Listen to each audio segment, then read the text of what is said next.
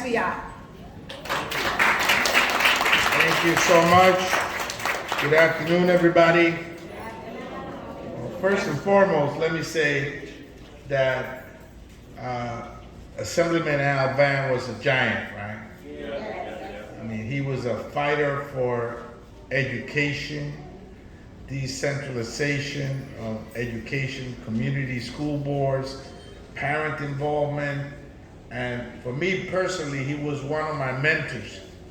When I got to Albany back in 1996, he had been there for some time now, and he took us under his wing and was someone that showed us the ropes and let us know how to work up there to get the resources back to our district. So I will forever miss his guidance, but he was something else, and he was from the People's Republic of Brooklyn, but that's okay.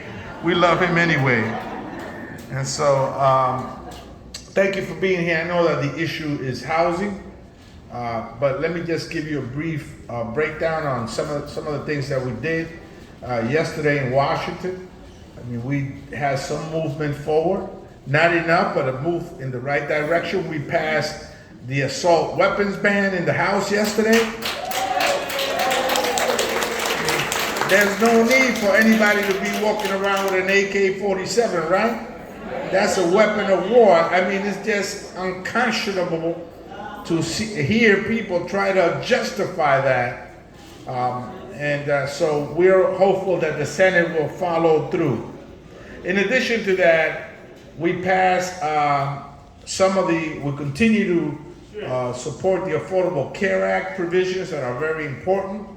Capping the copay annually at $2,000. You won't have to reach into your pocket that much to pay for that copay. That's very hard for seniors, right? I will be able to negotiate the prices of 10 prescription drugs and growing, with the ability also to provide screening for seniors. So that's a move in the right direction in healthcare. Regarding the environment, we're going to be planting trees all over the city and the country. We're going to have some forest preservation. You've seen the wildfires in California and across the country. They're just out of control. And we're going to have $60 billion for environmental justice. That's good for Harlem. That's good for Washington Heights, the Bronx, East Harlem.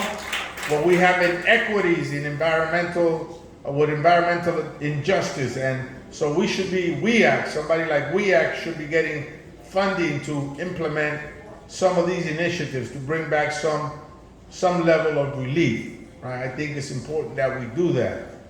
And so we did something on semiconductors. Some of you may not know what they are. Semiconductors are in your computers, they're in your car. If you want to lease a car or buy a car, you'll note that you have to wait a long time. That's because we're not producing them anymore. So we're getting outcompeted by China and Taiwan, but finally we invested in the manufacturing of these semiconductors so we compete with the rest of the world. We must be competitive in America and win the competition. Finally, housing, right?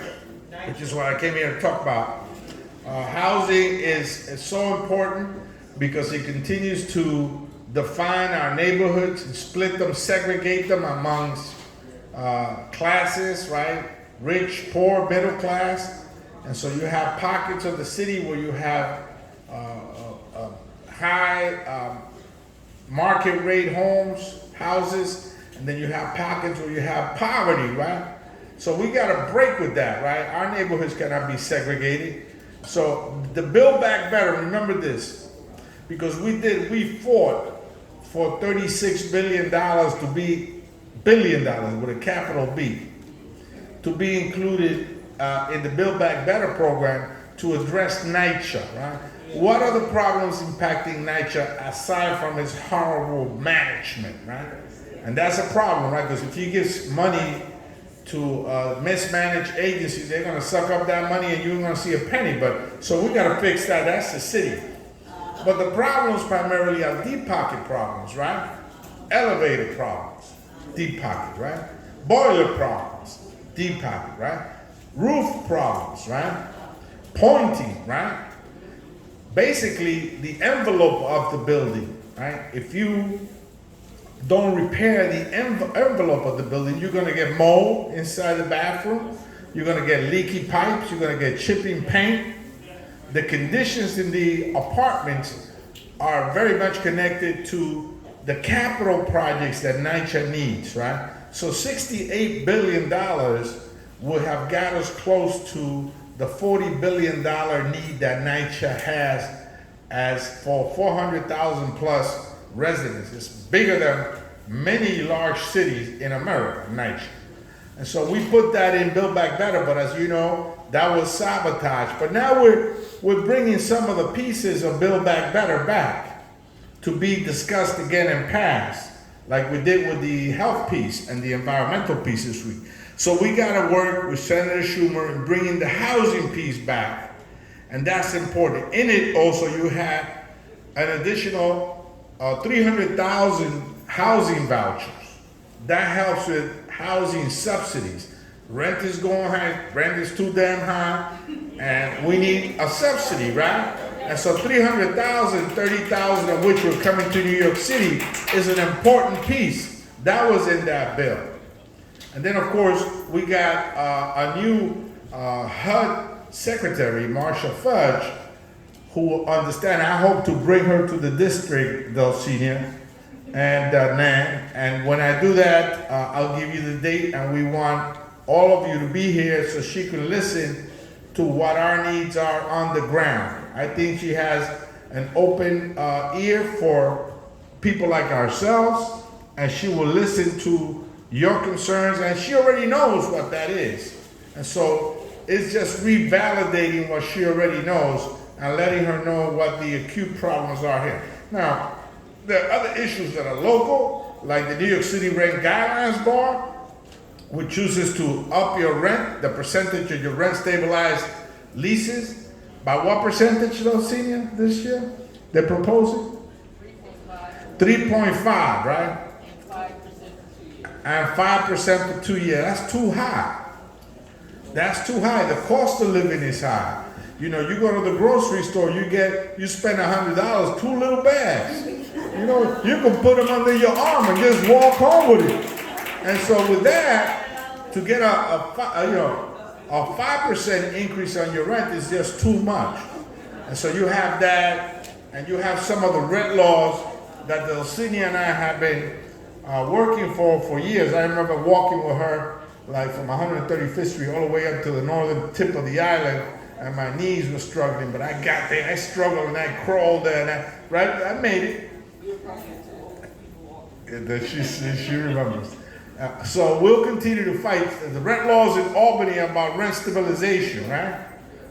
Rent stabilization is important, right? Because what it tells you is, it tells the landlords, you can't hike the rent to the number that you want. And you gotta provide this kind of service. And then the city, through its guideline boards, establishes a percentage. Now this year's 5%, that's too high. That's what they're proposing. And so let's get together and organize and fight for better. Let's bring back, from the Build Back Better program, those $36 billion and the 300,000 Section 8 vouchers that we need to subsidize rent. And let's make it happen so that, you know, we're not gonna be able to nickel and dime our way out of the NYCHA problems. Like I said, they're deep pocket problems. Now we have an issue with the management, and that's something locally that we gotta work out with NYCHA to see how they supervise and spend the money in the right way, and that no money disappears, right? Sometimes money has a way of disappearing, right? And we don't want that happening, right? And so there's other issues like RAD, which I oppose. There's other issues, infill privatization. I'm against that. We got to preserve NYCHA, public housing. That's where we live. We're going to fight to stay there. Thank you, NAN, for taking up the housing issue. I know that this is pretty much on the Rev's radar. It's critical because you all know what was about to happen here. I don't need to tell you, right? And you all know what's about to happen everywhere. Terry knows, she's been uptown. She knows what's happening up there. You know, they're trying to take buildings and put these market rate towers. And what happens when you do that is that the buildings around those towers that are rent stabilized apartments, the owners come in and just give 10, 15, 20, 40, $50,000 to the tenants, and you know, they take it, unfortunately. And most of them spend it, and then they're left with no money and no apartment. And so that's how it impacts the zip code. Market rate housing impacts not just the building and the unit and the structure itself, but the surrounding neighborhood is impacted dramatically, because now all of a sudden you have 200, 250 units paying $3,000, $3,500, $4,000. And of course, the building next door, the owner is gonna open up his eyes and say, what? And he's gonna come to me, and I got relatives back in the DR, and I wanna see them in December and take us some Christmas gift, and all of a sudden he offers me $25,000. I say, oh, I'm going back to the DR again. And then I come back with no money. I spent it all over that, party and do whatever it is that we do with it, right? And then I come back without an apartment, with no money in my pocket, and all of a sudden the neighborhood doesn't look like you and I. So let's continue the fight. Let's bring the $36 billion back from NYCHA. Let's bring the housing vouchers. Let's work to ensure that the 5% doesn't continue to impact our pocket. Let's reform NYCHA administrators. There's a lot of work up ahead of us, but if we stick together, we'll get it done. If we're divided, they'll lynch us and they'll kill us apart. So let's not allow anybody to do that. Let's stick together and work for housing. Housing defines what a community stands for. God bless you and keep the faith.